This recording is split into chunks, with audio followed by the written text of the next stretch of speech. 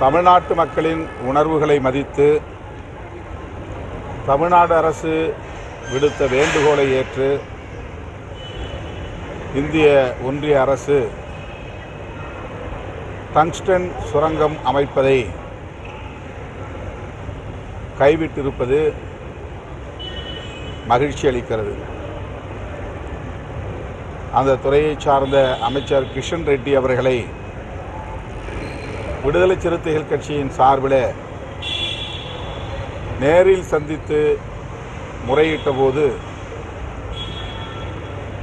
மக்களின் உணர்வுகளுக்கு எதிராக நாங்கள் எந்த நிலைப்பாட்டையும் எடுக்க மாட்டோம், குறிப்பாக தமிழ்நாடு அரசின் ஒப்புதலின்றி எந்த வேலையையும் செய்ய மாட்டோம் என்ற உறுதியை தந்தார். அதன் அடிப்படையிலே இன்றைக்கு அவர் அதிகாரபூர்வமாக இந்த அறிவிப்பை வெளியிட்டிருப்பது மகிழ்ச்சி அளிக்கிறது. அவருக்கு விடுதலை சிறுத்தைகள் கட்சியின் சார்பில் எமது நெஞ்சார்ந்த நன்றியை உரித்தாக்குகிறோம். தமிழ்நாட்டு மக்கள், குறிப்பாக மதுரை மேலூர் வட்டாரத்து மக்கள் தொடர்ந்து நடத்திய போராட்டத்திற்கு கிடைத்த மகத்தான வெற்றி, அனைத்து கட்சியினரும் தமிழ்நாடு அரசும் இணைந்து கொடுத்த அழுத்தத்திற்கு கிடைத்திருக்கிற வெற்றி மிக்க மகிழ்ச்சி. தமிழக அரசு இதில் தனி தீர்மானம் நிறைவேற்றினாங்க. ஆனால் தமிழக அரசினுடைய அழுத்தம் காரணமாக மத்திய அரசு இந்த ஏலத்தை ரத்து செய்யலை. இது இரட்டை வேடம் திமுக போட்டது எதிர்கட்சி தலைவர்கள் விமர்சிக்கிறாங்க. இந்த வெற்றியை யார் உரிமை கோருவது என்பது அல்ல பிரச்சனை. அந்த பகுதி மக்களின் வலுவான கோரிக்கை இது. இந்த கோரிக்கைக்கு சட்டமன்றத்தில் தமிழ்நாடு அரசு தீர்மானம் நிறைவேற்றியது என்பது அனைவரும் அறிந்த உண்மை, நாடறிந்த உண்மை. எனவே இதை விவாத பொருளாக ஆக்க வேண்டிய தேவையில்லை. ஒட்டுமொத்தத்தில் மக்களுக்கு கிடைத்த வெற்றி.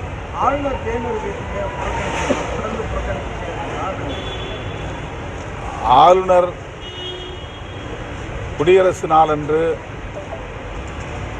வழக்கமாக தேநீர் விருந்துக்கு அழைப்பது உண்டு, யார் ஆளுநராக இருந்தாலும். ஆளுநரின் இந்த அழைப்புக்கு நாம் மரியாதை கொடுக்க கடமைப்பட்டிருக்கிறோம். ஆனால் இப்போது பொறுப்பிலே இருக்கிற ஆளுநர் RN ரவி அவர்கள்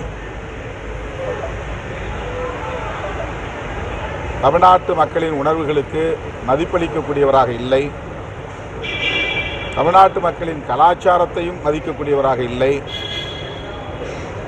அவர் ஏற்கனவே உள்வாங்கிக் கொண்ட கருத்தியலுக்கும் அவர்களுடைய செயல் திட்டத்திற்கும் ஏற்ப செயல்பட்டு வருகிறார். சட்டப்பேரவையில்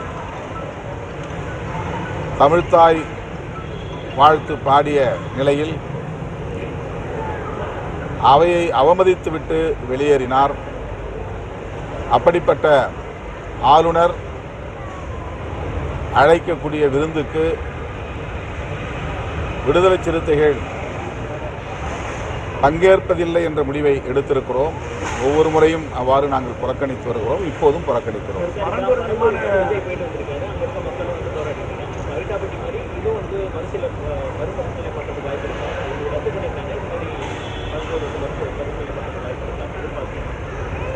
அது வேறு, இது வேறு. அந்த செயல் திட்டம் என்பது வேறு, இந்த செயல் திட்டம் என்பது வேறு. அது டங்ஸ்டன் சுரங்கம் அமைக்கக்கூடிய அந்த நிலப்பரப்பு என்பது பயோடைவர்சிட்டி ஹெரிட்டேஜ் சைட் என்று பல உயிர்கள் வாழும் ஒரு வனம், பல்லுயிர் பெருக்க பகுதி, தமிழ்நாடு அரசால் அறிவிக்கப்பட்டிருக்கிற ஒரு பகுதி. அங்கே சுரங்கம் தோன்றுவது ஏற்புடையதல்ல என்கிற அடிப்படையில் இந்த நிலைப்பாடு எடுக்கப்பட்டிருக்கிறது. பரந்தூர் விமான நிலையம் தொடர்பாக மக்கள் விடுத்துள்ள கோரிக்கை, விவசாயம் பாதிக்கப்படக்கூடாது, காலம் காலமாக அந்த பகுதியிலே வசித்து வரக்கூடிய மக்கள் புலம்பெயர்வது அவர்களுடைய எதிர்காலத்தை பாதிக்க செய்யும்.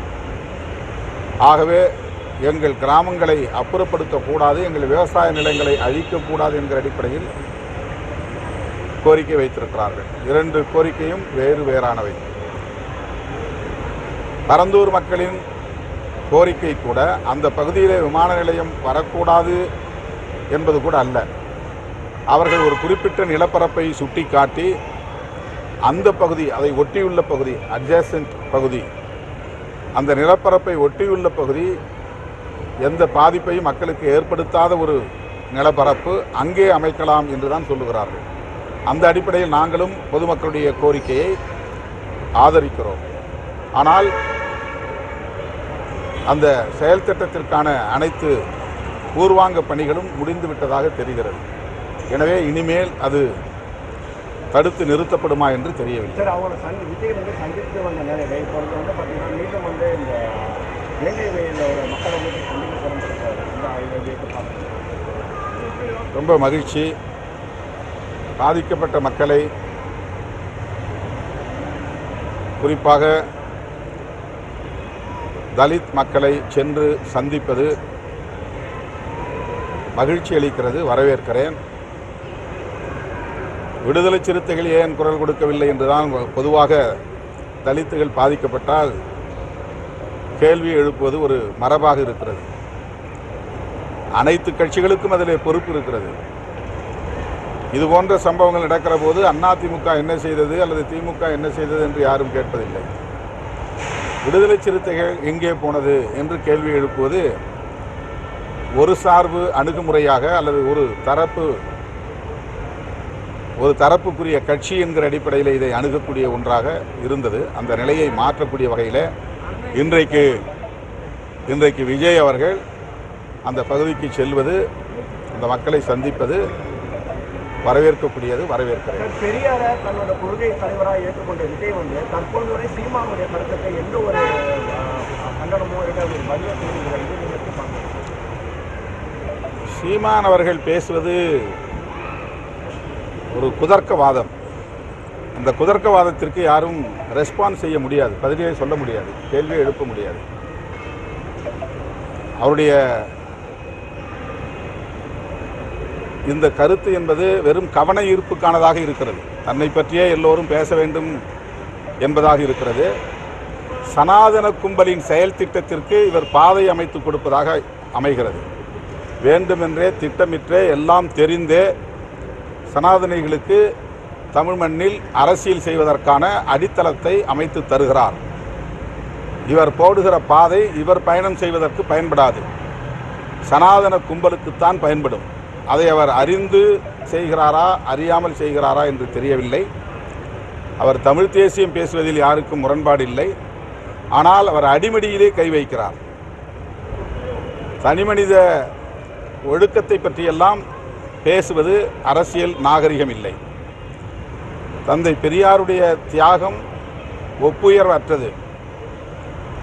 பிரபாகரன் அவர்களை நான் சென்னையிலும் சந்தித்திருக்கிறேன், வன்னியிலும் ஒரு முறை அல்ல 2 முறை சந்தித்திருக்கிறேன். சில நிமிடங்கள் அல்ல, மணிக்கணக்கில் அவரோடு தனிமையில் அமர்ந்து நான் பேசியிருக்கிறேன். தமிழ்நாட்டு அரசியலை விரிவாக என்னோடு அவர் கலந்துரையாடி இருக்கிறார்.